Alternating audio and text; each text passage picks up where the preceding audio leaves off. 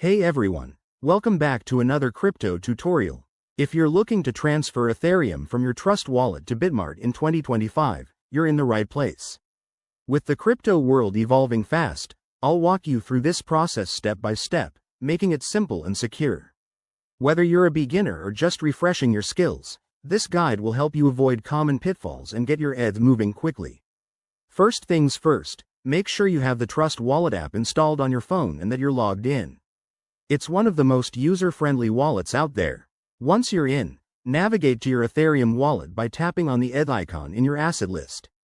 This is where all your Ethereum holdings are displayed. Next, head over to your Bitmart account on their website or app. Log in, go to your wallet section, and find your Ethereum deposit address. It's crucial to copy this address correctly. Double-check it to prevent any costly mistakes. Pro tip: always verify that you're on the Ethereum network. In 2025, with potential upgrades like Ethereum 2.0, network compatibility is key. Now, back in Trust Wallet, tap on the Send button for your ETH. Paste the Bitmart address into the recipient field, then enter the amount you want to send. Don't forget to review the transaction fees. Gas prices can fluctuate, so aim for a balance between speed and cost.